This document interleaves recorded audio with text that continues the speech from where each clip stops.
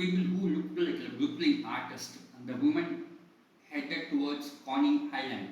Those whose ancestry tracked back to Europe had been in the historic ruling majority, the dominant racial caste in the unspoken hierarchy since beginning the founding of the republic. So this speaks about the the republic, the United States of America, from the founded day. But in the years leading to this moment, it had begun to spread on talk radio and cable television, and the wide share of the population was shrinking.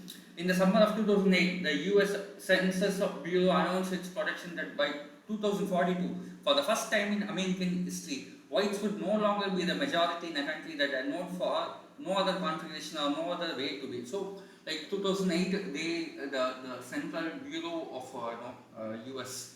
they gave the prediction that 2040 U.S. will be black majority, whereas the white will become the minority. Then that fall in the midst of what seemed a cataclysmic financial crisis, and as if to announce a potential slide from a prominence for the caste that has been dominated, an African American, a man from what was historically the lower caste. So here I think they are meaning Obama. So he is historically a lower caste, meaning here he is an African American, was elected the President of the United States. His ascension incited both premature declaration of a post-racial world and the entire movement whose sole purpose was to prove that he had not been born in the United States. A campaign led by the billionaire who was now in 2016 running for president himself. So this says I think Obama faced the issue that he is not an US born. He is not born in the US, but he is he's the American president. So they just started the campaign against him. A low rumble had been churning beneath the surface. Neurons excited by the prospect of a cocksure champion for the dominant caste, a mouthpiece for their anxieties. Some people grew bored because of it. A police commando in southern New Jersey talking about the mowing down African Americans and complaining that the woman candidate, a Democrat, would give it to all minorities. That September, he beat a handcuffed black teenager who had been arrested for swimming in a pool without authorization. The commander grabbed the teenager's head, had witnessed the side, rammed it like a basketball. So he arrested the person who was in a swimming pool without authorization, and the people who saw it, like he rammed it like a basketball. So rammed it something like he beaten him like anything. Like a basketball into a metal door jam. Okay, as the election drew near, the commander told his officers that the reality evolution star is the last hope for white people. So the same thing, again and again, the media or we feel like some people are the savior of the humankind, savior complexity. Some people suffer from it, and some people will believe that someone will come and someone will save us, but ironically, no one does it.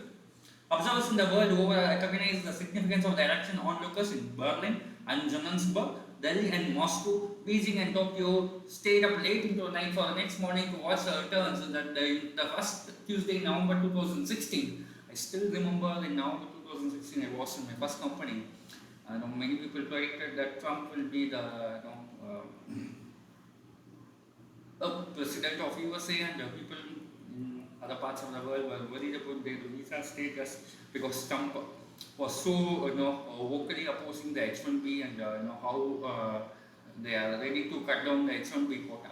Inexplicably to many outside the United States, the outcome would turn out not on the popular vote but on the electoral college, an American invention from the founding era of slavery, by which each state has a say in declaring the winner based on the electoral votes assigned them and the outcome of the popular ballot in their jurisdiction. By then, there had been only 5 elections in the country's history in which the electoral college or a similar mechanism has overruled the popular one. 2 such cases occurred in the 21st century alone. One of these 2 was the election of 2016, a collision of unusual circumstances.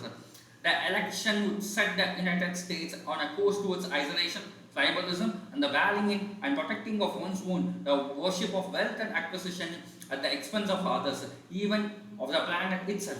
After the votes has been counted and the billionaire declared the winner, to the shock of the world and of those perhaps less steeped in the country's racial and political history, a man on Gulf Coast in Georgia would feel freer to express himself.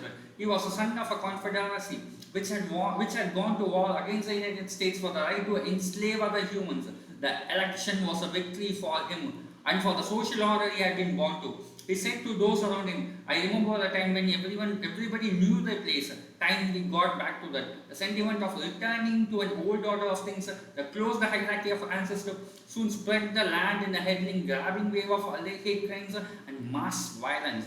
Shortly after the inauguration day, a white man in Kansas shot and killed an Indian engineer, telling the immigrant and his Indian co-worker to get out of my country as he fired upon them.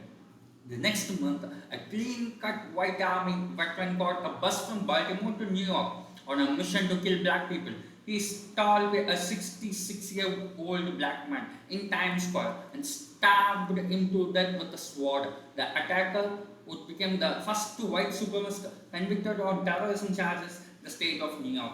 On a packed commuter train in Portland, Oregon, a white man hurling racial and anti-Muslim epithets attacked the two teenage girls, one of whom was wearing a hijab.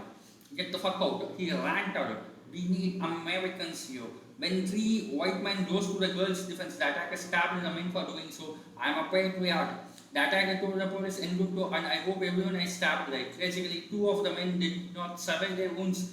Then in the summer of 2017, a white supremacist drove into a crowd of anti-haters protesters in Charlottesville, Virginia, killing a young white woman, Heather Keyer, in a standoff over monuments to the Confederacy that drew the eyes of the world. So, I'm stopping here. 17. We will continue.